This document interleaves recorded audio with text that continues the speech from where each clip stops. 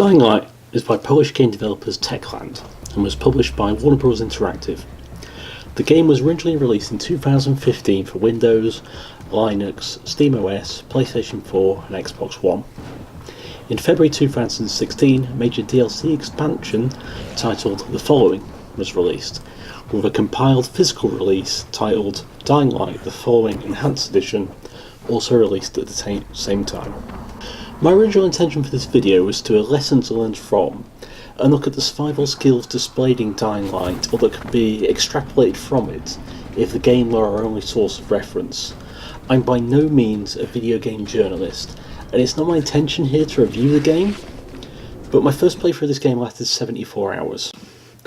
It was only upon starting a second playthrough on New Game Plus that I started recording the footage you'll see in this video. And it was only partially through that I discovered the no HUD option, which became my preference for capturing the footage, although due to some limitations such as no location tracking or mission objectives being highlighted, I had to occasionally switch back to using the HUD. So you'll see it popping in and out of footage, and this might be distracting, but I can only apologise for it. I also played the game on co-op for a significant amount of time with one of my partners, so you'll be seeing their exploits from time to time in this video too.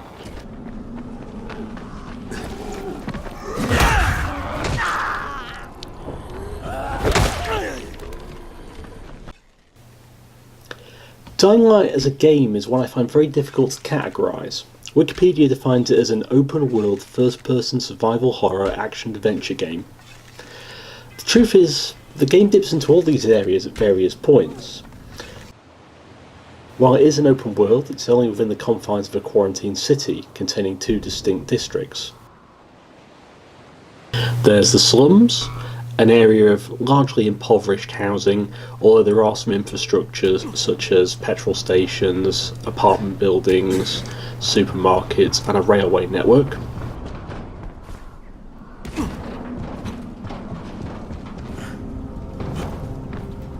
Then there's Old Town, which is a more residential area and civic area. There's the local mayor's office, there's the Haran University, there's museums, there's historic buildings, there's a large clock tower that was undergoing renovation before the viral outbreak, and also the stadium where the majority of the games are being held. And if you're playing the following DLC, you also get to explore the areas outside of the immediate city, so some countryside with some hamlets and farmhouses, a hydroelectric dam, and various cave networks and the coastal areas of the city-state of Haran. Vertical slices of gameplay might lead you to the conclusion that the game is a first-person shooter.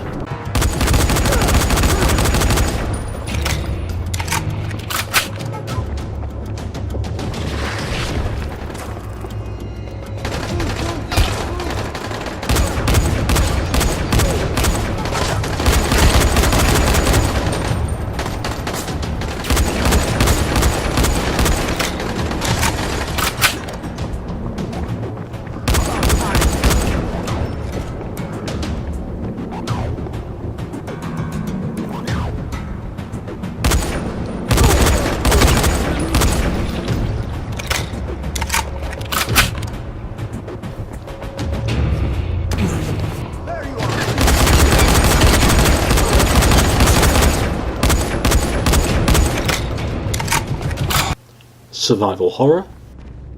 Detective Julie and his assistant began their search for the missing person of Dolma Street. Hey, where are you going? Wait for me!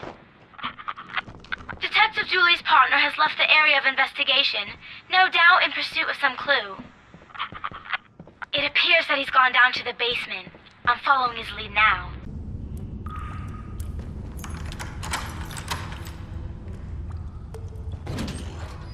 Oh, Jesus. Mike! Mike! Mike! Mike!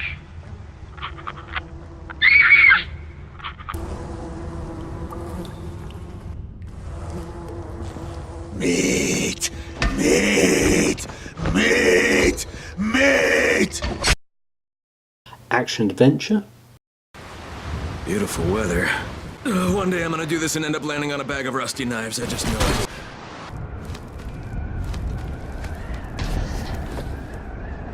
Of course, it waits till I'm all the way up here to stop raining. All right. Kill him.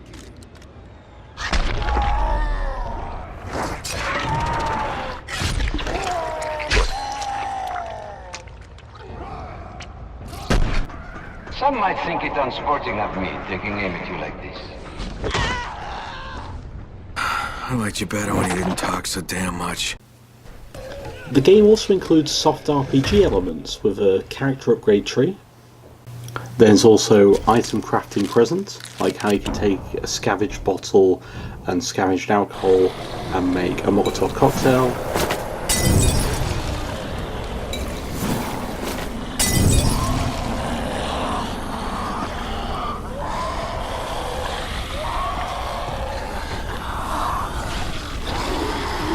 And resource management and scavenging gameplay elements.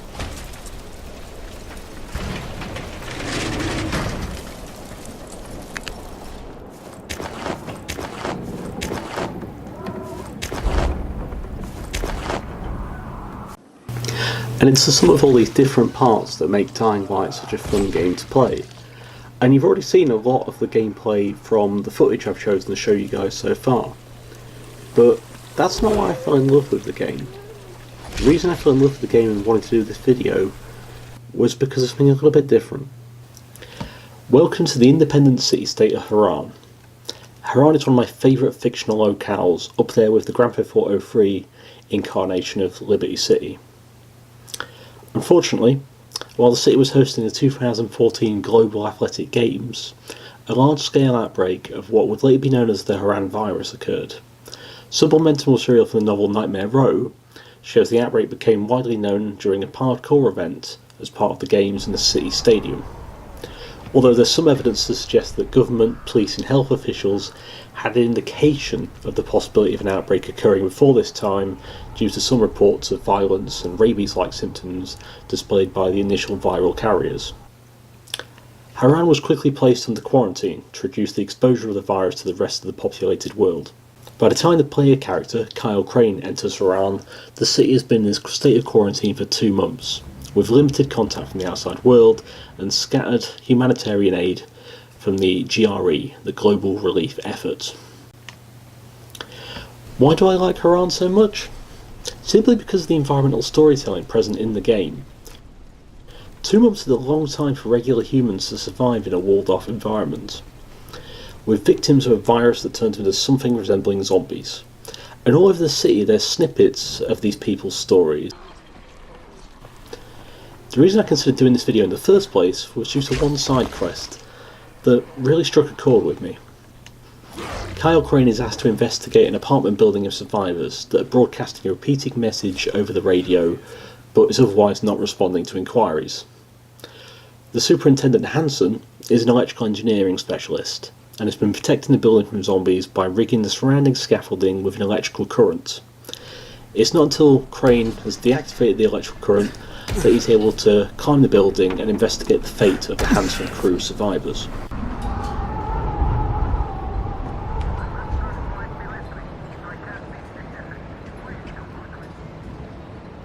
There's been an accident, and we need help. I'm concerned who might be listening, so I can't be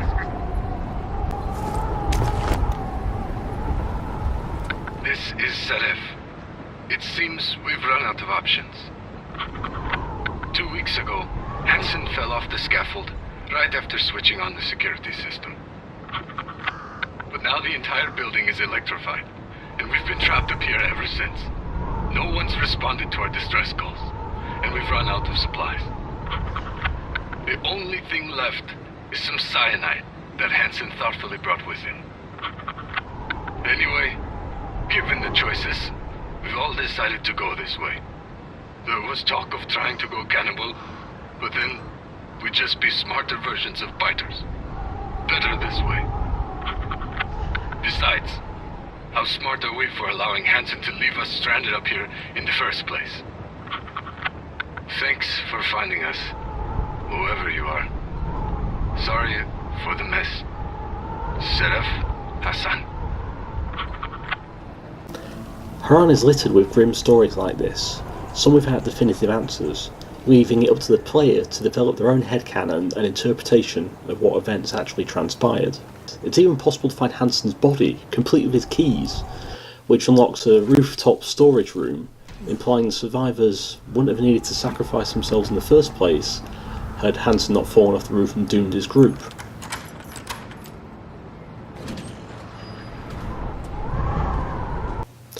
And it was while exploring the Hansen apartment building location that I noticed a number of containers on the rooftop, presumably placed there by the survivors to capture rainfall water and extend their survival time. This is when I realised the game had potential for other survival stories, and survival skills that we could witness from the game if it was our only reference. This environmental storytelling even extends to some of the enemies, from those wearing sporting attire that had been taking part in the Global Athletic Games, to the infected hazmat suit workers trying to deal with the initial outbreak, and striking the back of their self-contained breathing apparatus will actually cause them to explode, and in some cases hilariously rocket up into the air. However, that explosion can be quite troubling because of another type of infected that roam Harran, and that's the virals. The virals are the recently infected. A lot of them resemble runners, other survivors in the city, and they have still quite a lot of mental capacity. They will run towards noise and are your stereotypical running zombies. And in some cases, when they're injured, they'll beg for mercy and briefly overcome their mental faculties that are taken away by the virus, and just want to die, which is sad.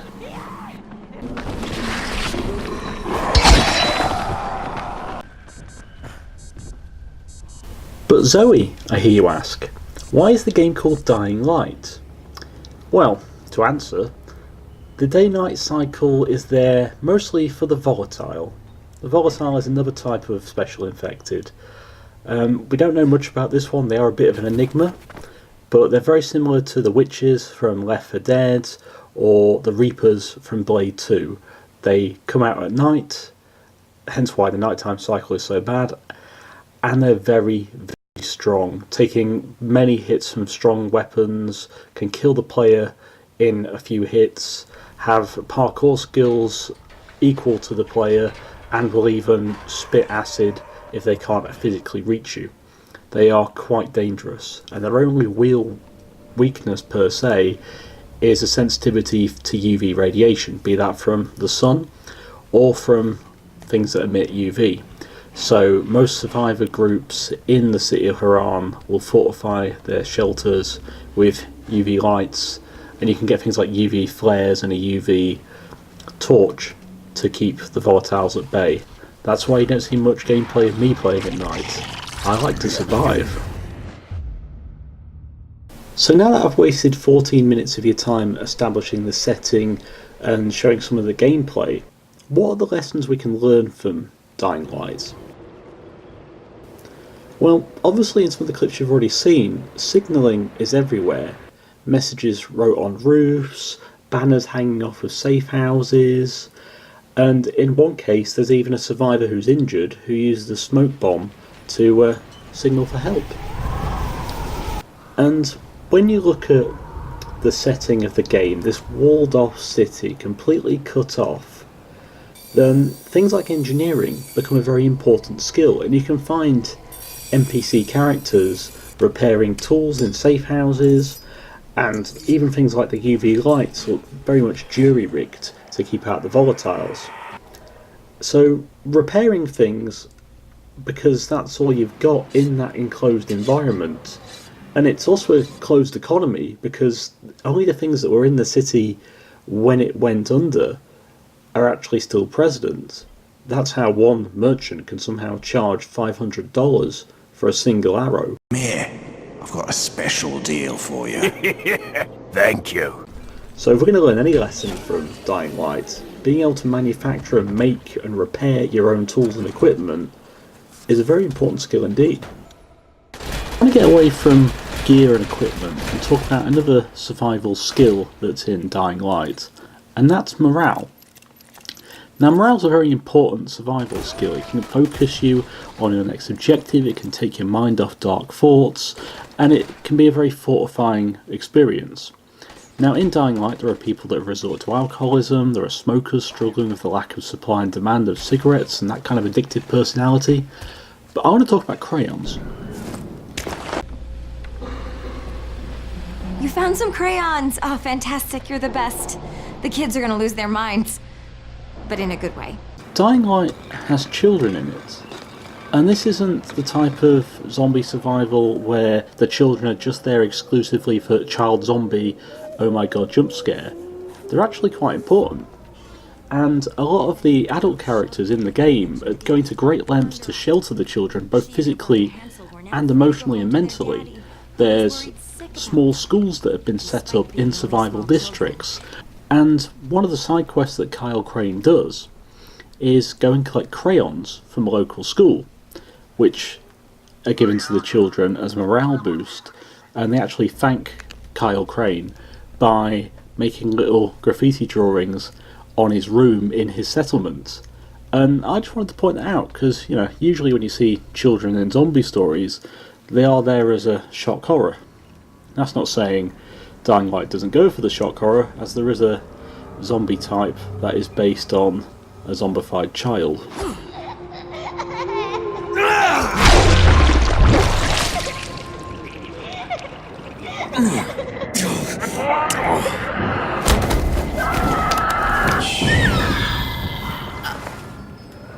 I've largely avoided major story spoilers in the course of this video, should you want to go out and play the game for yourself.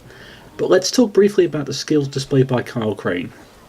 Not much is known about him prior to his arrival in Harran. He works for the GRE, and my perception, he's got some level of military training, judging from his ability to somewhat parachute, and ease of snapping necks once the particular skill is selected on the skill tree. But by far, Crane's most useful skill is his agility. He's well skilled at maintaining his forward momentum. He could run, leap, climb buildings, shimmy up poles, slide into obstacles, tic-tac off vertical surfaces, break, fall and roll to ease injuries and falling damage, along with some more offensive abilities such as the shoulder block for anyone in his path, and Crane is the undisputed master of the dropkick.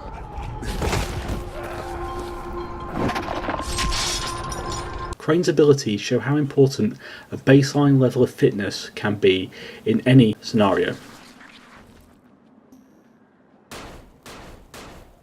Now, the final thing I want to talk about of lessons learned from Dying Light is a strange one.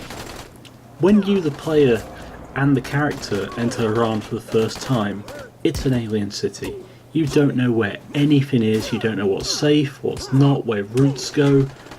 By the end of the game, you've picked up enough local knowledge to know the city like the back of your hand. You know where the shortcuts are, you know what routes go where, you know what different sections of the city link up to each other, you know where the sewer systems are and the shortcuts you can take that way. And for my final skill from this game, I think knowledge of the local area is a skill that not a lot of people consider. Like I say, you learn the city and it becomes familiar. And I think that's why I fell in love with Harran. By the time of the end of the game for me, my 100 hours of playing it, Harran felt like home. The infected at the start of the game are a very, very large threat. By the end of it, you know them. You know how they move, you know how they react to things, and you know that behaviour, and you can start manipulating it to your advantage.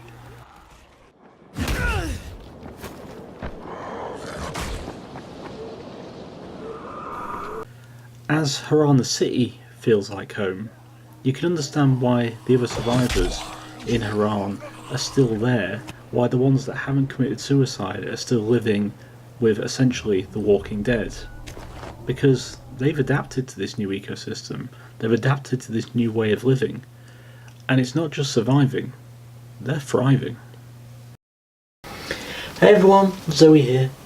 Now, I'm going to draw the video to a bit of a close. Although there are still things in Dying Light that I would consider survival skills or things we can learn from it, it's small stuff that isn't going to work with this format of you guys being an audience. I'm not going to make talking about the improvised traps, the people with flashlights taped to their shoulders, or sleeping on bamboo mats, or the game's incredible teleporting sleeping bag, I can't make those fun in a video format. So if you play the game, consider leaving some comments about any of the survival skills you've witnessed that I haven't mentioned. Also, this is a very different video from anything else I've ever done on Survival Mistakes. I've had this footage for like 2 years now. It's been my great white whale of video. So if you are a bushcrafter, survivalist, prepper, and you're approaching this video as one of my usual viewers, consider looking at different ways of being inspired. I get inspired by video games, animes, TV shows, because I read too much into things. And I take that inspiration and I put it into a real world experience. And if you're a new person to the channel, if you are a video gamer and you want to play Dying Light, well, I've not ruined much of the story for you. There's a couple of spoilers there, but nothing of a great noticeability. And I've not even touched on story mode or some of the characters, so there's still a lot of fun here in this game. And I'm led to believe there's also a sequel coming out soon, although it's not going to have any story ties to the original game, so I don't know any more than that, and I'm keeping my head firmly in the sand. But if you are a new viewer, consider looking at some other content. I look at survival skills, bushcrafting, prepping, emergency planning. If you do like this sort of in-depth look at some media and things we can learn from it, again, leave me a comment. If this is the sort of video you want to see me do more of, let me know. And as ever, if you did like this video, please consider liking it on YouTube. And if you really, really liked it and want to know when I upload more videos in future, please subscribe to the channel. If you want to see what I'm up to in between videos or while I'm filming videos, there's a group on Facebook which is Survival Mistakes, and I'm also on Twitter as @ZoeSurvival, where I usually share pictures of stuff I'm getting up to while I'm preparing to film videos. And if you are one of my fans from Twitter or Facebook, I'll say this nearly every time now, I do have some of the best fans in the world. Thank you very much for all your support. And as ever, there's only one way I can ever end a video, and that's for me to say to you, get out there and do the impossible every day. Thank you.